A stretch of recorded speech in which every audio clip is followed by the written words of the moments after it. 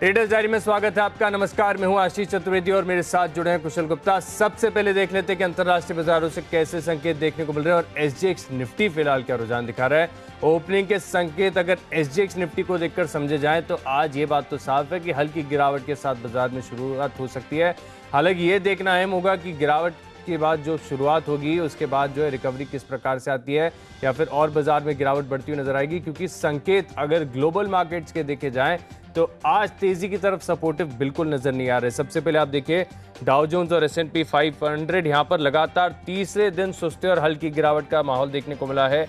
Russell 2000 जो कि वहां का स्मॉल कैप और मिड कैप इंडेक्स है, वहां पर अगर आप देखें तो थोड़ी कमजोरी, करीब 1% से ज्यादा की गिरावट वहां पर देखने को मिली थी। और अन्य ग्लोबल संकेतों की बात की जाए तो वो भी कहीं ना कहीं जो है सपोर्टिव नजर नहीं आ रहे हैं। हालांकि कच्चे तेल में खरीदारी है और बड़ा ट्रिगर भारतीय बाजारों के लिए ये रहेगा कि अगले 3 दिन तक बाजार बंद है।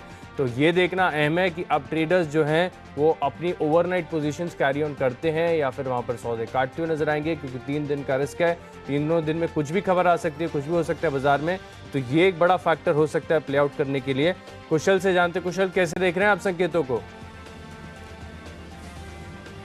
देखिए, वीकनेस तो दिख रही है आशीष, क्योंकि यहाँ पर कल के सत्र में भी अगर हम देखें तो वो कहीं ना कहीं यूरोपियन मार्केट से लगातार गिरावट का दौर हमें देखने को मिल रहा है। और कल के सत्र में भी औसतन करीबन 1% की गिरावट वहां पर रही। आज ईसीबी पॉलिसी भी है, तो वहां से क्या फैसला निकल कर आता है ये देखना जरूरी होगा।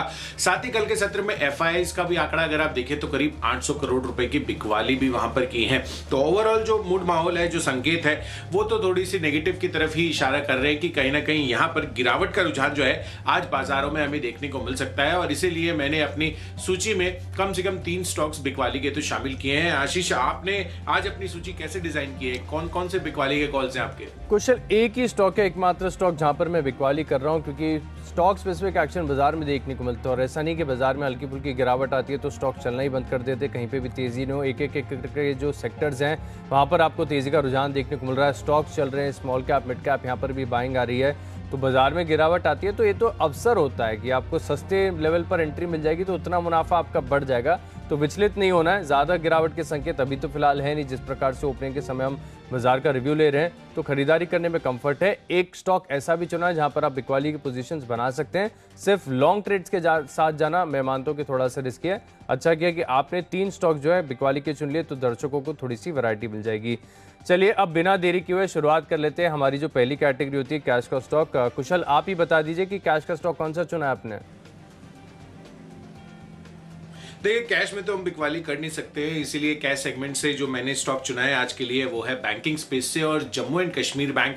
ये मेरा कॉल है कैश सेगमेंट से, जहां पर आपको खरीदारी करने की राय है, क्योंकि यहां पर कल इनके एनुअल रिपोर्ट्स आई थी और यहां पर हमें ये देखने को मिला कि राधाकिशन दमानी जो बाजार के दिग्गज इन्वेस्टर हैं, वहां पर अगर आप देखें तो उनका हिस्सा जो है करीब 0.72% तक पहुंचता हुआ नजर आया है। तो डेफिनेटली काफी पॉजिटिविटी जो है इससे कहीं ना कहीं हो सकता है बाजारों में आज हमें देखने को मिले जम्मू एंड कश्मीर बैंक को लेकर स्पेसिफिकली। और कल भी अगर आप देखें तो भारतीय बाजारों में बैंकिंग सेक्टर ने काफी अच्छी आउट परफॉर्मेंस दिखाई थी। मिसाल के तौर पर कोटक महिंद्रा बैंक आप देखिए जो लीड करता हुआ नजर आया था, साथ ही फेडरल बैंक में भी अच्छा रुझान आता हुआ नजर आ रहा था। तो कहीं ना कहीं यहां पर अगेन ये जो स्पेस है बैंकिंग सेक्टर आज के सत्र में फोकस में रह सकता है। तो JNK बैंक में खरीदारी करिए 38 रुपए के लक्ष्य के लिए, 35 रुपए का आपको स्टॉप लॉस रखना होगा। आशीष, आपने क्या चुना है? आप अपनी पारी की शुरुआत कौन से स्टॉक से कर रहे हैं? देखिए, कैश का स्टॉक मैंने अपनी लिस्ट में चुना है ऑल कार्गो लॉजिस्टिक्स। यहाँ पर आपको खरीदारी करनी चाहिए। कल के सत्र में बहुत ही ब्यूटीफुल, कुशल मैं बता नहीं सकता हूँ, इतना ब्यूटीफुल ब्रेकआउट यहाँ पर देखने को मिला है।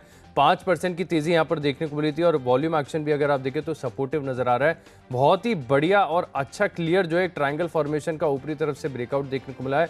और जिस प्रकार का मूड माहौल है ना पूरे शिपिंग और लॉजिस्टिक स्पेस को, मैं मान रहा हूं कि यहां पर आपको तेजी करनी चाहिए और अच्छी बढ़त यहां पर इंट्राडे बेसिस पर भी देखने को मिल सकती है। हालांकि फिर वही बात है कि बाजार जो है थोड़ा सा आज सुस्ती दिखा सकता है, तो ऐसे में स्टॉक्स कितना चल पाएंगे कहना अभी फिलहाल के लिए थोड़ा सा मुश्किल है। लेकिन एंट्री आपकी जितने निश्चित स्तर पर होगी उतना मुनाफा आपको देखने को मिलेगा। तो 250 रुपए के लक्ष्य के लिए आप यहाँ पर इंट्राडे पोजीशन बना सकते हैं और जो होल्ड करना चाहते हो होल्ड भी कर सकते हैं। स्टॉप लॉस मैंने चुना है 238 रुपए का। 238 के नीचे आएगा तो एक बार आपको अपनी जो पोजीशंस हैं इन्हें रिव्यू करना पड़ेगा, लेकिन ट्रेंड बहुत मजबूत है, यहाँ पर आपको खरीदारी करनी चाहिए। चलिए अब लिस्ट को आगे बढ़ाते हैं। अगली हमारी कैटेगरी है आज का फ्यूचर, और यहाँ पर जो एकमात्र सेल कॉल है मेरी लिस्ट में, जो सस्पेंस बना हुआ था कि कौन सा स्टॉक है जहाँ पर बिकवाली मैं कर रहा हूँ, वो खत्म होगा, क्योंकि एक ही स्टॉक है जहाँ पर बिकवाली कर रहा हूँ, वो है बजाज ऑटो। और टू व्हीलर स्पेस के स्टॉक्स जो हैं थोड़े दिन पहले इन्होंने थोड़ा सा रिवर्सल दिखाया था, हालांकि रिवर्सल भी अगर आप देखें तो सस्टेन नहीं कर पाया। और कल के सत्र में अगर आप देखें तो करीब एक बेरिश कैंडल का फॉर्मेशन यहाँ पर देखने को मिला। अब जिस लेवल पर फिलहाल ये स्टॉक चल रहा है और बाजार का मूड माहौल गिरावट की साइड पे, थोड़ी भी मैं मान रहा हूँ 1.5-2% भी अगर ये स्टॉक गिर गया तो एक स्ट्रक्चरल ब्रेकडाउन होगा और बड़ी गिरावट यहाँ पर देखने को मिल सकती है। तो बाजार के मूड माहौल के साथ बजाज ऑटो में आप बिकवाली ले सकते हैं। 3,693 रुपये के लक्ष्य ले 3,765 रुपये का बहुत ही टाइट स्टॉप लॉस लगाना है, क्योंकि स्टॉक ज़्यादा गिर चुका है, ओवरसोल्ड लेवल के आसपास है, सपोर्ट के आसपास है। यहाँ से फर्दर गिरावट आती है तब आप एक्शन लीजिएगा बजाज ऑटो के फ्यूचर्स में बिकवाली करने। कुशल, फ्यूचर्स में कौन सा स्टॉक चुना है? देखिए, फ्यूचर्स में बिकवाली का काउंटर है और मारुति सुजुकी ये मेरा रिपीट काउंटर है। कल के सत्र में भी मैंने आपको ये दिया था और ऑलमोस्ट 0.25% की गिरावट यहाँ पर देखने को मिली थी। और मेरा ये मानना है कि जो क्लियर कोरिलेशन हमें दिखता है जब भी ग्लोबल बाजारों में हमें वीकनेस देखने को मिलती है तो मेटल्स और ऑटो काउंटर्स पर दबाव आता है, पर मेटल्स पर अभी बिकवाली की राय नहीं दे सकते हैं, क्योंकि कहीं ना कहीं जो ओवरऑल साइकिल दिख रही है अब काफ़ी ज़्यादा मजबूत नजर आ रही है, जिस वजह से कहीं ना कहीं ऑटो स्पेस एक ऐसा बस्ता है जहाँ पर हमें फोकस रखना चाहिए। और वैसे भी ग्लोबली अगर आप देखें तो जो सेमीकंडक्टर की शॉर्टेज है उससे कहीं ना कहीं तमाम ऑटोमेकर्स, चाहे आप इंडियन ऑटोमेकर्स कहें या फिर ग्लोबल कंपनियां, उस पर दबाव लगातार आता हुआ दिख रहा है। तो उस वजह से जो 4 व्हीलर स्पेस है वहां पर मुझे लग रहा है कि गिरावट आपको साफ तौर पर देखने को मिल सकती है। और उसमें भी मारुति सुजुकी के तो प्रोडक्शन डेटा भी आए थे कल, मैंने आपको बताया था, तो वो भी हमारे अनुमान से कमजोर साइड पर आते हुए दिखे थे, जिसका इंपैक्ट आपको कल देखने को मिला। और मुझे लग रहा है कि आज भी बाजारों में अगर गिरावट होती है तो मारुति उसको लीड करता हुआ नजर आ सकता है। तो इसके फ्यूचर्स में बिकवाली करके चलिए 6584 रुपए के टारगेट के लिए, और जो स्टॉप लॉस रखना होगा वो 6850 रुपए का रहेगा। चलिए अगली कैटेगरी है बेस्ट ऑप्शन की, और यहां पर आपको फोकस में रखना है। आप देखिए कल के सत्र में मैंने आपको कैनफिन होम्स पर जो है बेस्ट ऑप्शन दिया था और यहां पर टारगेट्स हमारे काफी कंफर्टेबली अचीव होते हैं दिखे। 4-4.5% का दमदार उछाल उस स्टॉक में आता हुआ नजर आया। और आज के लिए मैंने चुना है आईटी दिग्गज टीसीएस का। कल के सत्र में अगर मैं डिलीवरी पोजीशंस भी देखूं तो काफी बेहतरीन यहां पर बनती हुई नजर आई थी। और अब कंपनी के लिए एक और खबर भी आ रही है कि इन्होंने एवियांका साउथ अमेरिकन जो एक लीडिंग एयरलाइन है वहां पर उनके साथ इन्होंने करार कर लिया है, और ये क्लाउड ट्रांसफॉर्मेशन को लेकर स्ट्रेटेजिक करार किया गया है। तो ये आमतौर पर आईटी कंपनियों में कहीं ना कहीं ये जो डिजिटल कॉन्ट्रैक्ट्स है ये आते हुए नजर आते हैं। तो डेफिनेटली हो सकता है कि खबर वाइज उतनी बड़ी इंपैक्ट नहीं हो, पर जो डिलीवरी पोजीशंस कल के सत्र में बनी है उससे आपको फोकस रखना है। और डिफेंसिव स्पेस का काउंटर है तो बाजार की गिरावट में हो सकता है कि ये कहीं ना कहीं सपोर्ट देता हुआ नजर आए। तो इसीलिए इसको ऑप्शन के जरिए आपको ट्रेड करना है। आज 3780 रुपए का कॉल ऑप्शन खरीद कर चले, 83 रुपए की प्राइसिंग है। 105 रुपए के टारगेट के लिए 70 रुपए का आपको स्टॉप लॉस रखना है। आशीष, आपने क्या चुना है यहाँ पर? देखिए ऑप्शन में मैंने चुना JSPL। यहाँ पर आपको खरीदारी करनी चाहिए। वैसे टेक्निकल्स अगर आप देखें तो बहुत ही म्यूटेड है, न्यूट्रल है एकदम। टेक्निकल्स कोई इशारा कर नहीं रहे कि तेजी आएगी कि मंदी, लेकिन खबर ये है कि कंपनी ने जो है एक डेट का अपना करीब 774 करोड़ के आसपास का डेट का जो था उसका प्री पेमेंट कर दिया, समय से पहले इसका भुगतान कर दिया है। और मुझे याद आता है कि कुशल एक समय ऐसा था कि मेटल स्टॉक्स के लिए बड़ी समस्या थी कि जिस प्रकार से कर्ज लगातार बढ़ता जा रहा था, और अब देखें कि प्री पेमेंट कर रहे हैं, समय से पहले भुगतान कर रहे हैं, पूरे सेक्टर के लिए काफ़ी बढ़िया। तो खरीदारी करेंगे 20 रुपए के लक्ष्य के लिए, स्टॉप लॉस लगाना है 12 रुपए का। लेकिन एक वर्ड ऑफ कॉशन मेरी तरफ से कि 3 दिन बाजार बंद है। अगर आप नेकेड कॉल ऑप्शन होल्ड करके जाते हैं तो 3 दिन की जो बड़ी टाइम वैल्यू है वो लूज कर जाएंगे। होल्ड करना चाहते हैं तो ऊपर की कॉल जरूर बेचें, या फिर इंट्राडे में आप मुनाफा या फिर नुकसान जो भी है वो बुक कीजिए। इंट्राडे के अलावा होल्ड करने तो स्प्रेड बनाना ना भूलें। तो चलिए ऑप्शंस के कॉल्स तो हमने जान लिए। तो अगली हमारी कैटेगरी है टेक्नोपिक, और कुशल मैं ही बता देता हूँ। टेक्निकली कल ये स्टॉक बताया था मैंने आपको और आज भी पसंद आ रहा है क्योंकि कुछ बिगड़ा नहीं है। ब्लू डार्ट यहाँ पर अगर आप देखें तो स्ट्रक्चर काफ़ी शानदार है, काफ़ी बढ़िया स्ट्रक्चर यहाँ पर देखने को मिल रहा है। कल के सत्र में हालांकि जितनी उम्मीद थी कि थोड़ी बहुत तेज़ी देखने को मिलेगी उतना हुआ नहीं और इनफैक्ट ऑफ हाइज हो गया।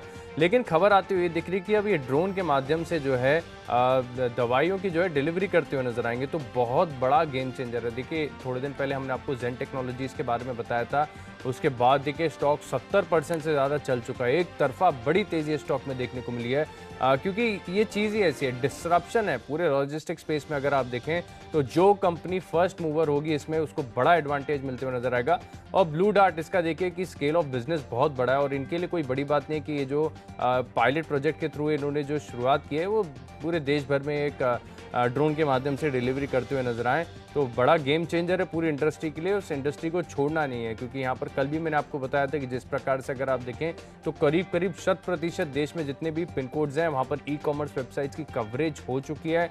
हर जगह आपके जो ऑर्डर्स है पहुँचते हुए नजर आते हैं। तो ब्लू डार्ट बड़ा बेनिफिशियरी है। 7,500 रुपये के लक्ष्य के लिए स्टॉक से फोकस बिल्कुल नहीं हटाएंगे। 6,078 स्टॉप लॉस जो है स्ट्रिक्ट बता रहा हूँ, लगाना चाहते हैं तो 6,078 का लगाकर आप अपनी पोजीशंस को होल्ड कर सकते हैं। कुशल, टेक्निकली आपको कौन सा स्टॉक पसंद आ रहा है?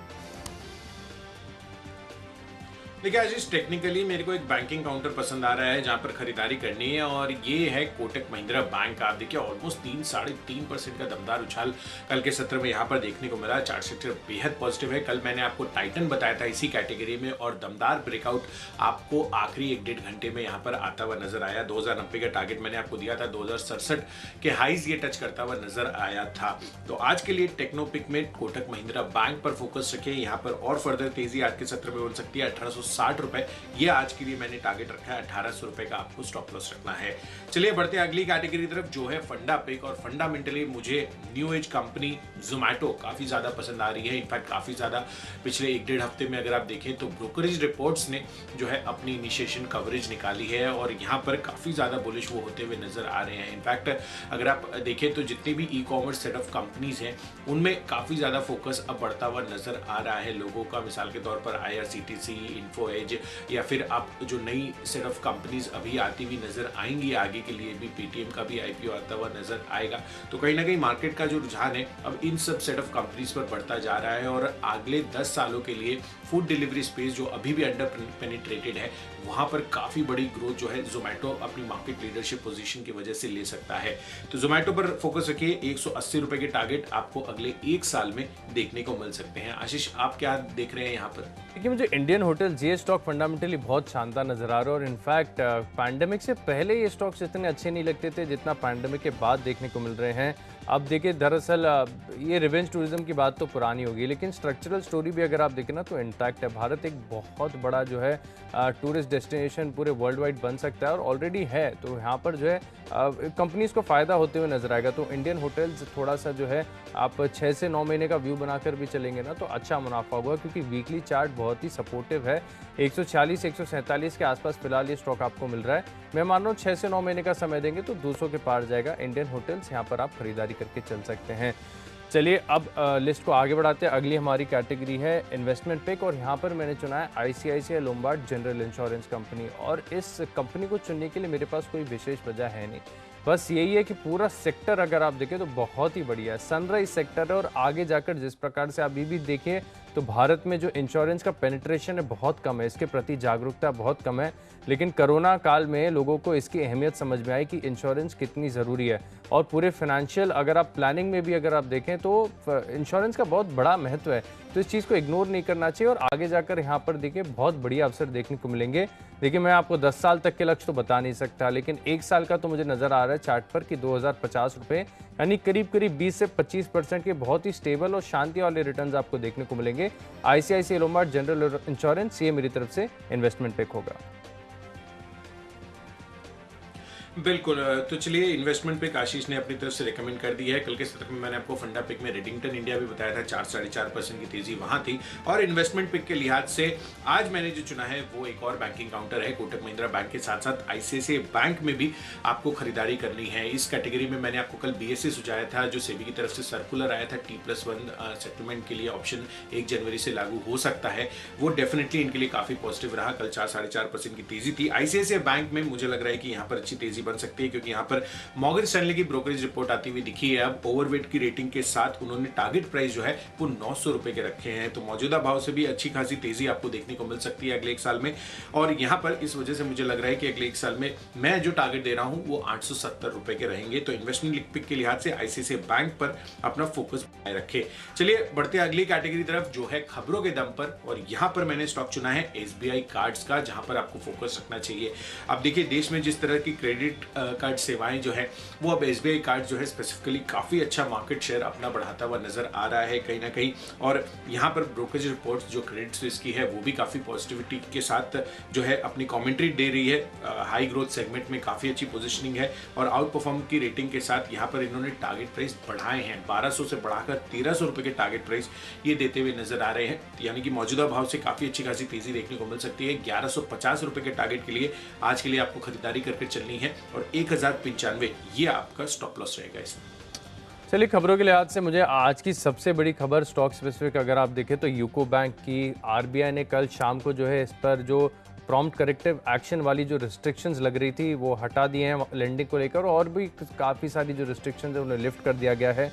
हालांकि ऐसे जो नो ब्रेनर स्टॉक्स है ना वो मैं थोड़ा अवॉइड करता हूँ, क्योंकि सभी स्टॉक को रश करेंगे खरीदने के लिए और ये प्री ओपन में ही अगर आप देखें तो मौका नहीं देगा। लेकिन मैं मान रहा हूँ कि अगर 5% की तेजी के अंदर अंदर इस स्टॉक की शुरुआत हो तो खरीद लीजिए। सर्किट लिमिट करीब 20% के आसपास की है, हेडरूम बढ़त का देखने को मिल सकता है।